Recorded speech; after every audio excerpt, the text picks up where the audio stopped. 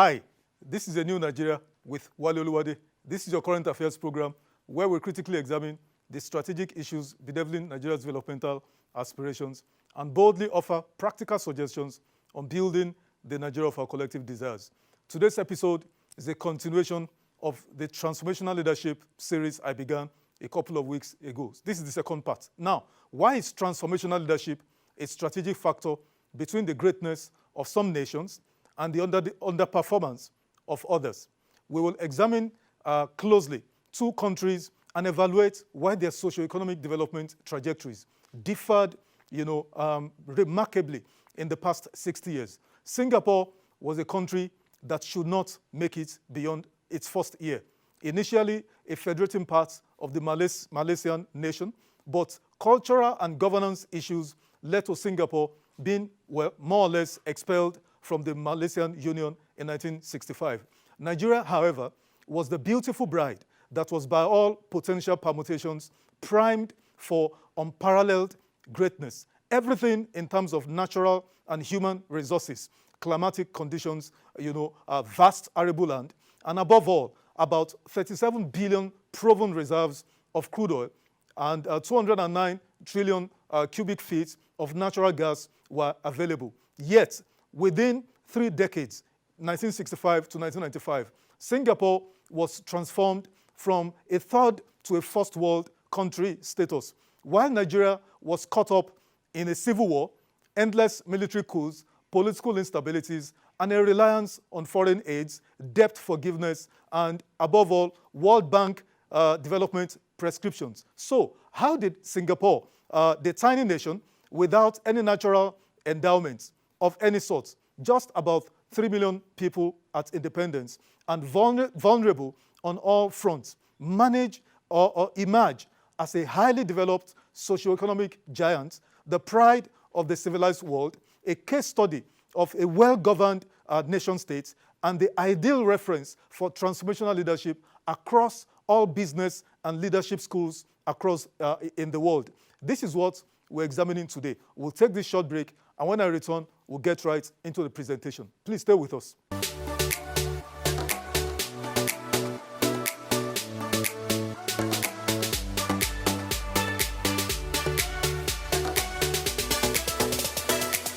Welcome back.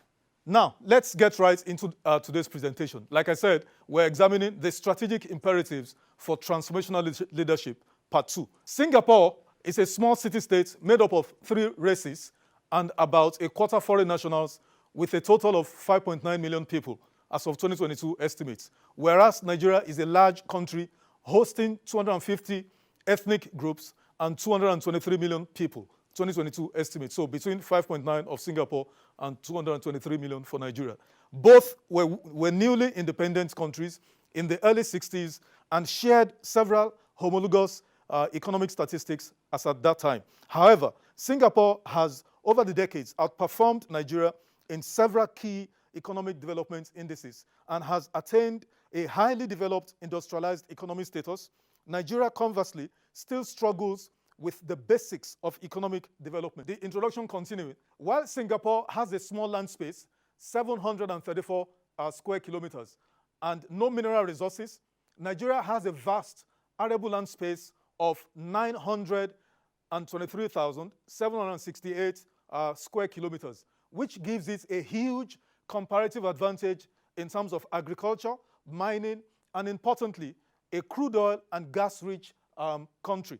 By this statistic, Nigeria is approximately, by the land size alone, just by land size alone, Nigeria is approximately 1,300 times the size, larger than Singapore. Indeed, the smallest state in Nigeria by land size, Lagos State.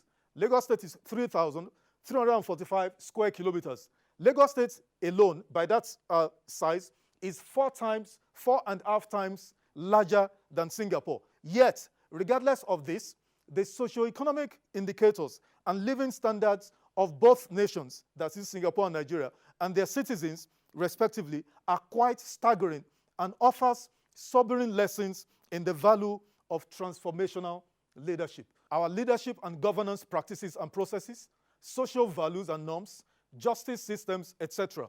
Now, it also identifies the strategic role of transformational leadership as the single strategic differentiator between both countries' governance and future socio-economic development trajectories. What is the secret code of transformational leadership? What makes transformational leadership different? What makes them who they are? What is or are the secret code underpinning transformational leadership? And today, our case study, like I said, is Singapore, and the transformational leader we're looking at is Mr. Lee Kuan Yew, the founding Prime Minister of Singapore. What makes transformational leaders extraordinary achievers? Here are some of the secret DNA code embedded in the leadership genes of transformational leaders. Number one, strategic visioning. And I need you to pay close attention to the word strategic. I didn't just say a visioner. I mean strategic visioning, meaning it's a whole different ballgame entirely. Also, number two, strategic thinking. Number three, personal discipline, which eventually translates to group discipline. A transformational leader embodies, personal discipline that he brings into the role of a transformational leader. Of course, without discipline, you cannot achieve anything. Also, great team builders. Every transformational leader I have studied and researched over the years they have the capacity or ability, to build excellent teams of people. Now, they're also results-oriented, and then they have the capacity of ensuring stable succession. They plan and execute a seamless succession process in their leadership. What we're going to do, I'll take a pause here because I'm not going to be the only one speaking. I would allow Mr. Lee Kuan Yew to speak to you in a short video clips that I've edited, from some of the documentaries about Singapore and himself, on YouTube. I am calculating not in terms of the next election. I am calculating in terms of the next generation, in terms of the next 100 years, in terms of eternity. And believe you me, the next 1,000 years, we will be here. I won't be here, but people like me and like my friends here tonight will be here. Recognizable, identifiable. This was a mud flat, swamp. Today, this is a modern city. 10 years from now, this will be a metropolis. Never fear. Some people think, oh, well, we are a small place, they can put the screws on us. It's not so easy. We are a small place. In size, yes, geography, but in the quality of the men, the administration, the organization, the metal in a people, the fiber. Don't try. That's why we got booted out, If they could have just squeezed us like an orange and squeezed the juice out, I think the juice would have been squeezed out of us, and all the goodness would have been sucked away. Lee addresses the first batch of cadets commissioned from the Singapore Armed Forces Training Institute. The more effective and self-reliant we become, the more desirable and reliable a partner we will make. And what we lack in numbers, we will make up for in quality, in the standards of discipline, training, motivation and dedication, and leadership. As the country ramps up investments to build up a military, strategies to industrialize, conceived at the start of the 1960s, reap dividends. As Singapore enters into the 1970s, unemployment halves and the country charts with renewed vigor a bold path towards development and growth.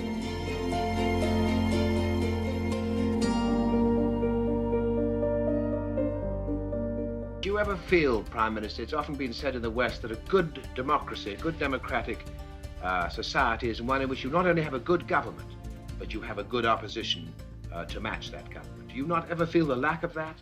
I often wonder whether the foreign journalist or the casual visitor like you has fathomed or can fathom the mind of an Oriental. What's inside is completely different.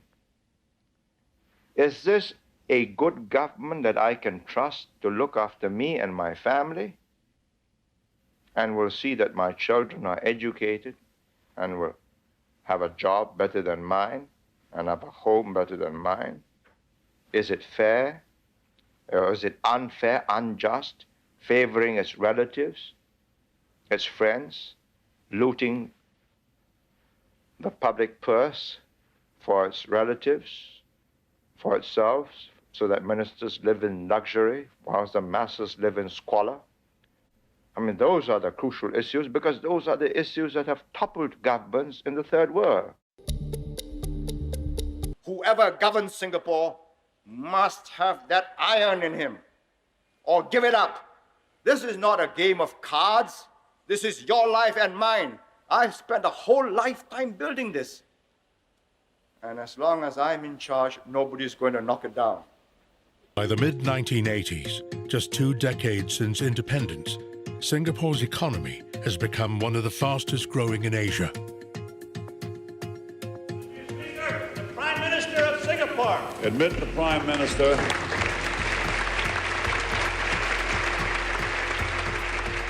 Lee Kuan Yew earns international standing as a statesman. In 1985, he's invited to address a joint meeting of the United States Congress. Protectionism and retaliation will shrink trade and so reduce jobs. Is America willing to write off the peaceful and constructive developments of the last 40 years that she has made possible? She will have to go one step further. She will have to be the policeman to enforce order over her sphere of influence, of the world outside the Soviet bloc. It is in the interest of peace and security that America upholds the rules of international conduct, which rewards peaceful, cooperative behavior and punishes transgressions of the peace. She is the anchor economy of the free market economies of the world. In your hands, therefore, lie the future of the world. Thank you.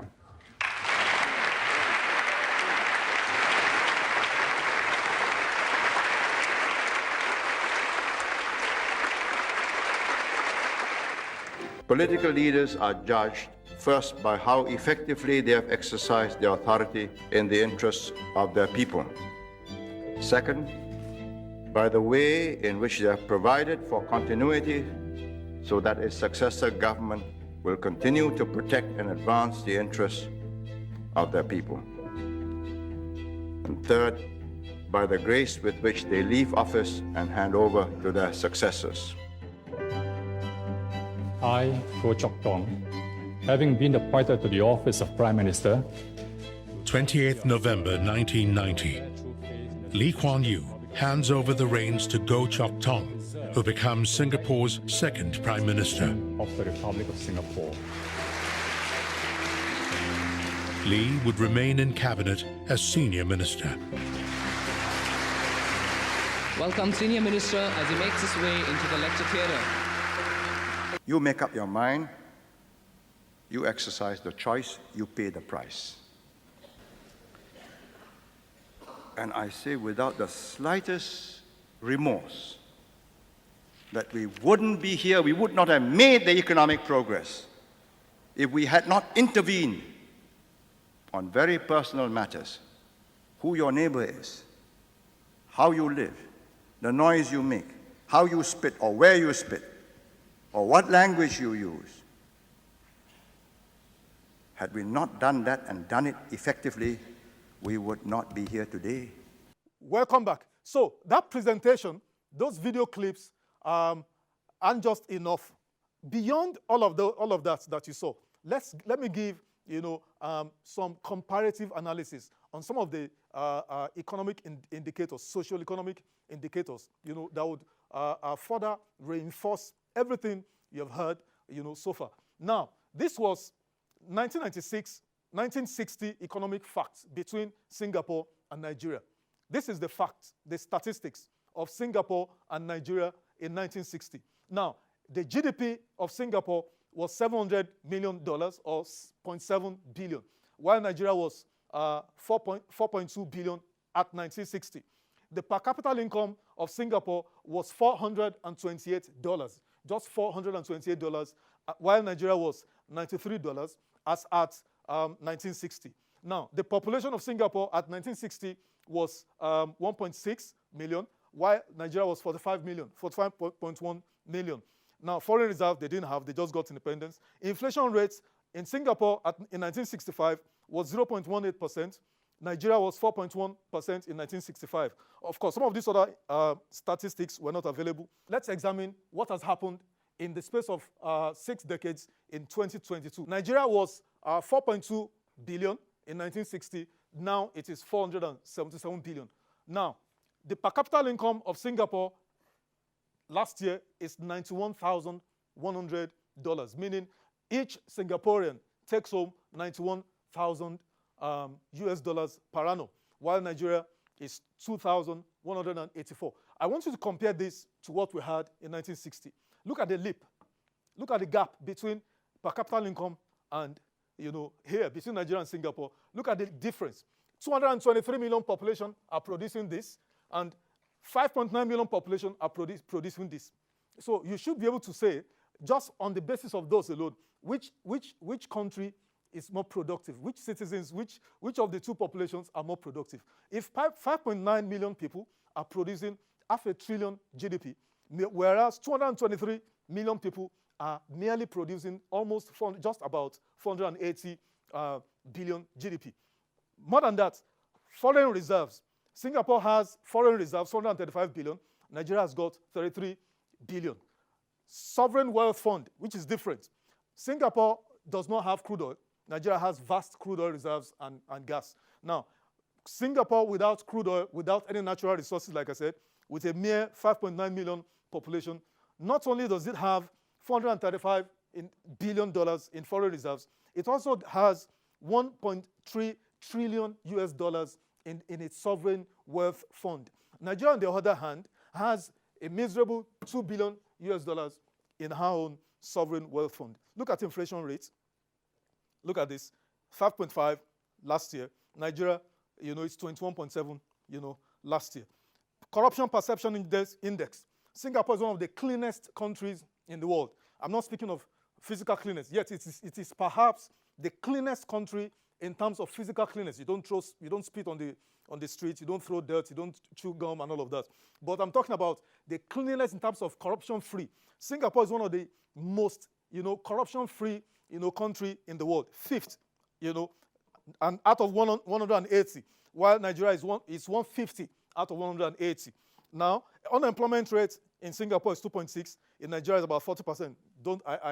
I hope you don't believe the junk, coming from the NBS about 4.1% or thereabout. Now, in terms of Human Development Index, 0.9%, very high, one of the highest in the world. Nigeria is 0.5, one of the lowest. Energy per capita, each citizen of Singapore consumes 9,200 kilowatt-hour electricity per annum. Nigeria, it is 120 kilowatt per hour of electricity consumption. Now, forex earnings. Singapore exports and earns foreign exchange $942 billion annually as of 2022. 942 billion US dollars Singapore earned in 2022. Nigeria earned a miserable 42 billion US dollars in 2022, and largely from crude oil exports. Now, type of economy is fully diversified. Incidentally, Nigeria is also fully diversified, just that beyond crude oil, the other sectors, though diversified, though present, are not, pulling their weight. Now, ease of doing business. Singapore is second, very high in the world. Nigeria is 131, very low in the world. Now, this shows you, more than any other thing, in comparative terms, in practical terms, the remarkable difference between Singapore and Nigeria in the past 6 decades. And this is the value of transformational leadership. Nigeria missed it. In the third series, I would speak more on that. We'll take this short break, and when I return, we'll conclude with the presentation. Please stay with us.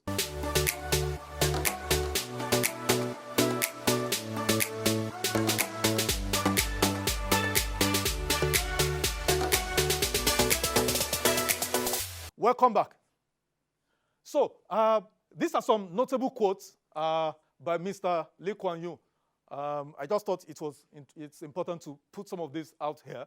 These are some of the thoughts on marble from this man, this remarkable transformational leader that governed Singapore and made this country what it is today. We will now, I will show you a brief video, of present-day Singapore. You need to see this video of the transformation of Singapore from a mere fishing colony of Britain, as of in the 40s, 50s, and early 60s. It was just a marshland. But then you will see what Singapore has become, the transformation of Singapore.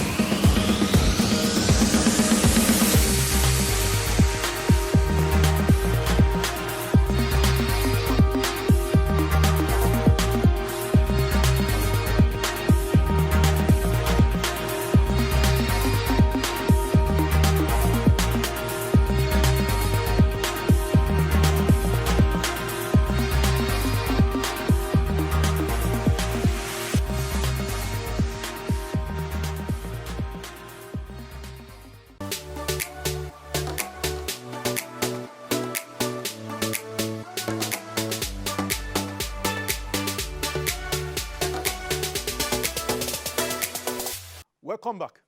And here are my closing statements. I strongly recommend this presentation to the various leaders of Nigeria for deep introspection and thorough soul-searching. To President Bola Ahmed Tinubu, I do admire your guts, daredevilry, and uncommon divine benevolence. Obviously, you are not just called the Jagaban for nothing. However, since assumption of office, it appears to me that your developmental strategy for Nigeria is simply to go cap in hand, begging for handouts. You euphemistically tagged foreign direct investment from just about anybody in the global arena. How sad.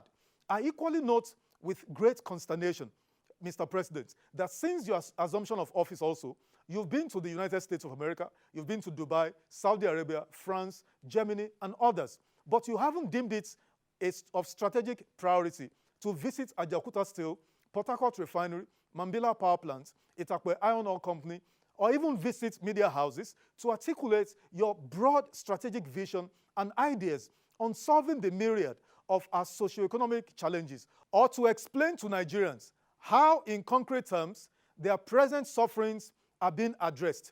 This was why I said elsewhere that I question the quality of your inner circle of advisors. I foresee with great trepidation that just as it was with your predecessor, President Muhammadu Buhari, Nigeria has once more embarked on a futile 4-year misadventure. I pray I am wrong. May I whisper in your ears, your first priority, Mr. President, until and unless Nigeria's globally battered reputation is repaired and restored by deliberate deep cleansing of our strategic institutions, which then engenders confidence in the majority of us Nigerians, no foreigner will invest here. No amount of whitewashing or image laundering that can paper over the systemic collapse, value decay, and governance corruption which permeates our entire social fabric and which the global community is fully aware of. And to the 36 state governors, past and present, Singapore presents or demonstrates aptly that most of you do not deserve to be anywhere near the seat of government. Your overall stewardship has been abysmal and an ongoing, unmitigated disaster. To the governor of Niger State specifically, with a land mass of 76,000 square kilometers, larger than most countries in Europe and even some of the G20 group of nations, I say, what a shame. You want extra federal allocation because of dams in your state. Wow. Again, how sad. And this could have been a great comic relief if it weren't so tragic. While ignorance of a leader is not a sin, what is sinful is to be ignorant and not seek the help or assistance of those who are, imbued with wisdom and understanding on how to lead and govern and turn available abundant resources into prosperity for all. Now, one way or the other, Nigeria will get it right in its quest for transformational leadership. But for now, let's continue, with our governance comedy. After all, the world is being entertained on a daily basis. Remember, change requires action, and positive change requires positive action. Now, I believe in a new Nigeria, and it is possible. That's the program today. Please, if you believe this platform is relevant, then do kindly subscribe to my YouTube channel so you can watch this particular video and the others that are there. Also, share the videos there with your family and friends also, too. And drop me your comments. I'd love to hear from you, and I'll see you next time. Bye for now.